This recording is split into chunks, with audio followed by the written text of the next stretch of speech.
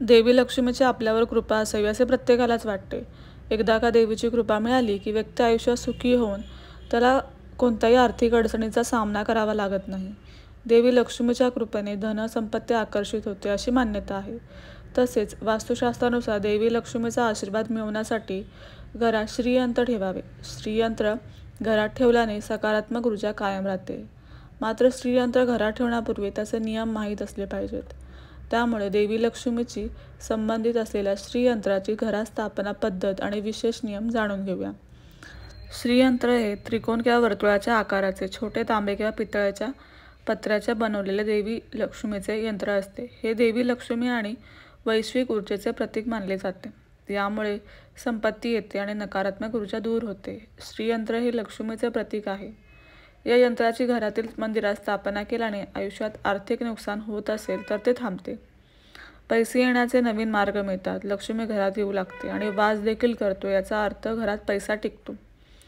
श्रीयंत्राच्या स्थापनेसाठी देवघर शुभ मानले जाते.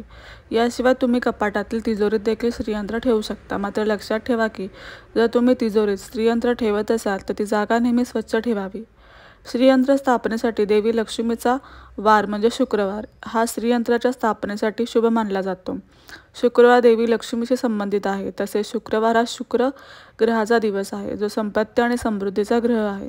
त्यामुळे शुक्रवार हा संपत्ती आणि समृद्धीशी संबंधित गोष्टी स्थापित करण्यासाठी एक विशेष दिवस मानला जातो. यासाठी शुक्रवारी श्रीयंत्र घरात ठेवावे. श्रीयंत्र स्थापित करण्यापूर्वी थोडी काळजी घेणे आवश्यक आहे. जर तुम्हाला घरात श्रीयंत्राची स्थापना करायची असेल तर प्रथम श्रीयंत्र कच्च्या दुधाने धुवा. यानंतर गंगाजलाने श्रीयंत्र पूर्णपणे स्वच्छ करा. देवघरात श्रीयंत्राची प्रतिष्ठापना करताना ओम श्री ही क्लीम श्री सिद्ध लक्ष्माय नमः या मंत्राचा जप करावा. हा मंत्र वैभव लक्ष्मीचा मंत्र आहे. यानंतर श्रीयंत्रासमोर दिवा लावावा. त्यावर फुले वाहावीत व तांदूळ अर्पण करावेत. यानंतर नियमितपणे श्रीयंत्राची पूजा करावी.